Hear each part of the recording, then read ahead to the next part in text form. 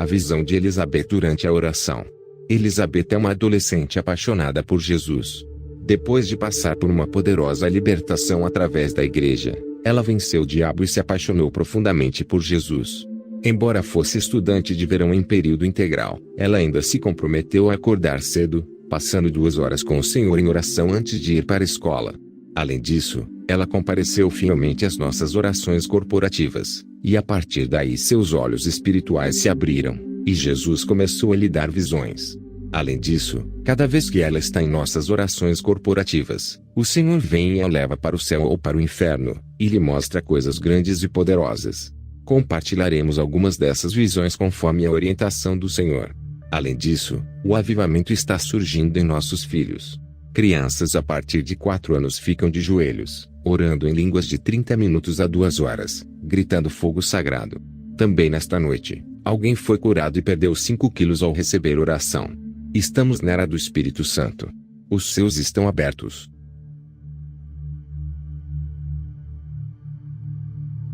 Na noite de sábado, Deus tocou meu coração. Minha mãe e eu chegamos cedo para começar a limpar o santuário.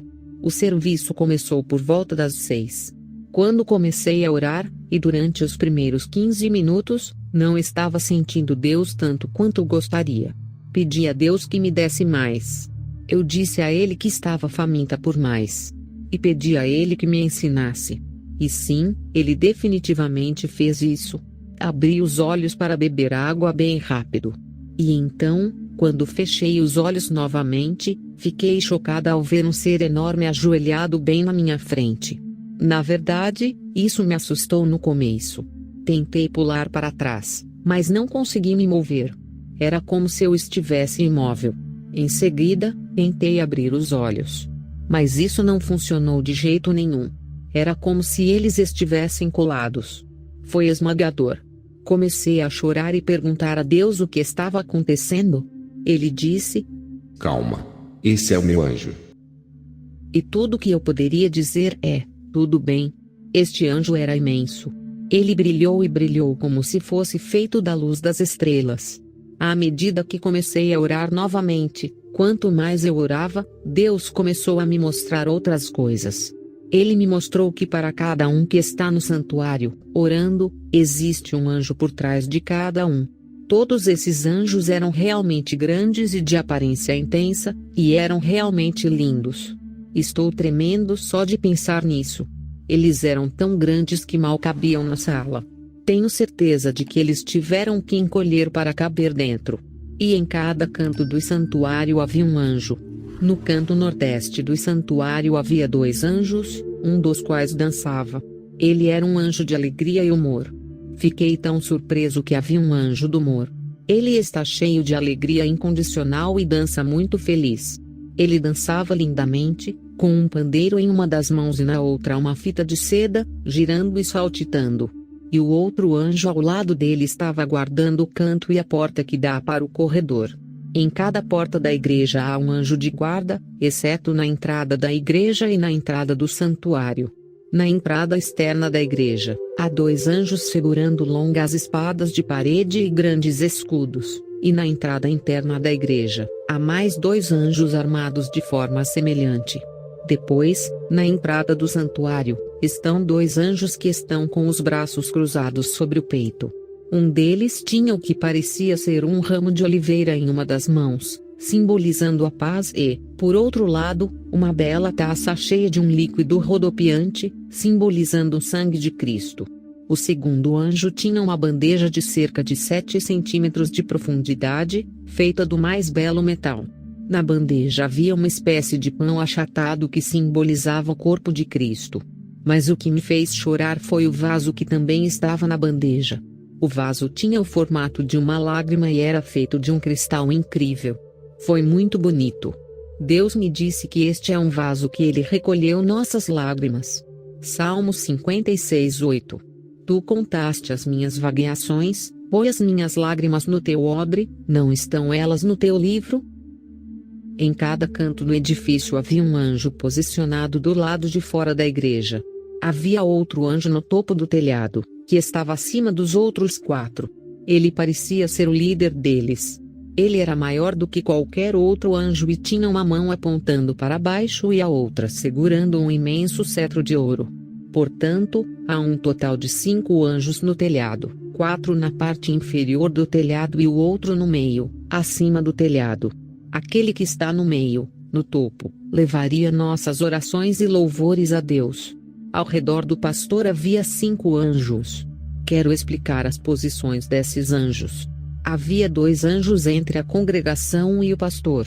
Com os rostos voltados para a congregação, esses 2 anjos estavam de pé com os braços cruzados sobre o peito, e um escudo em um braço e uma espada no outro, guardando o pastor.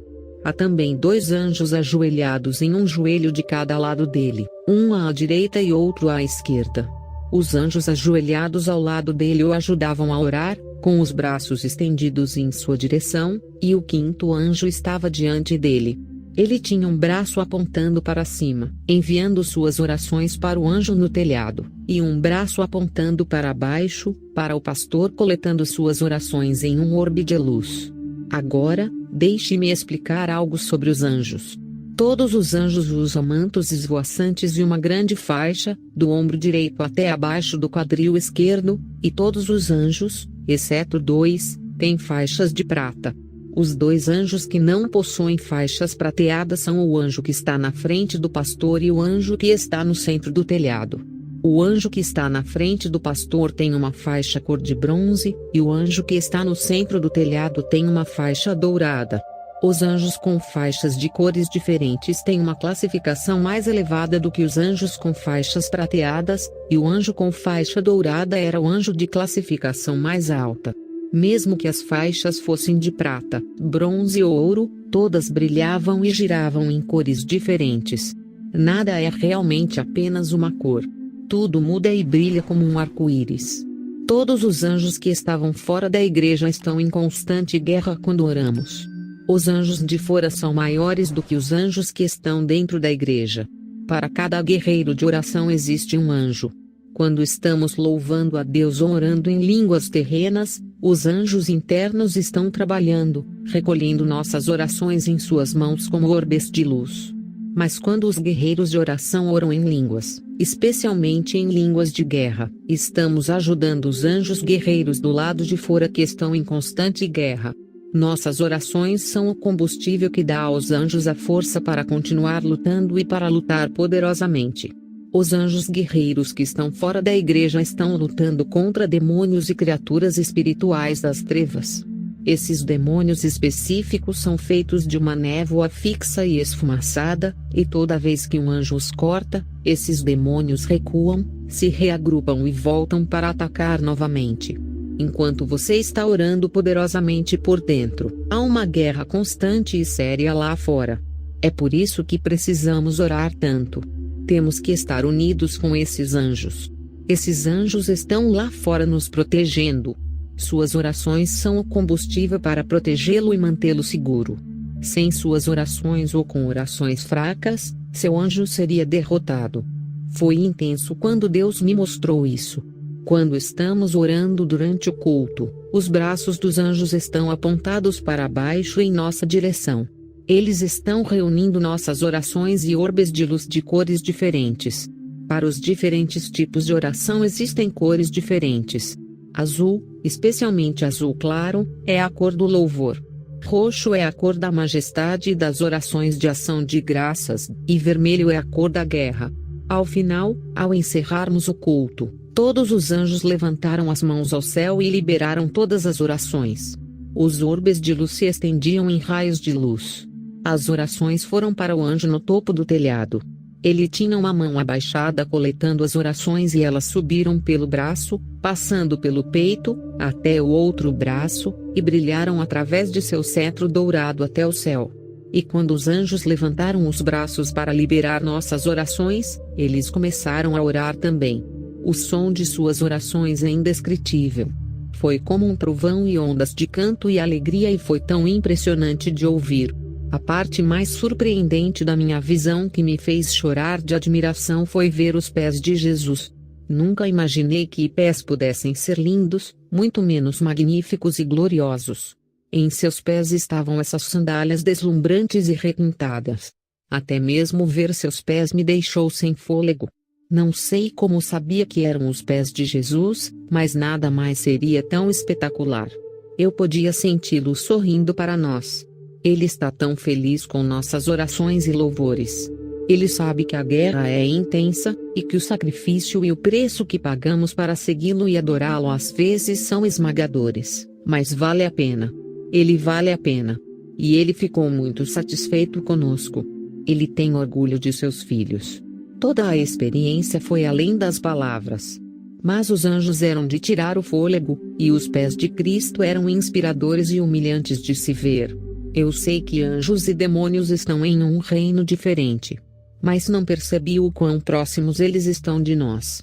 Nunca soube quanto contato fizemos e tivemos com seres angélicos. Jesus é tão misericordioso e amoroso.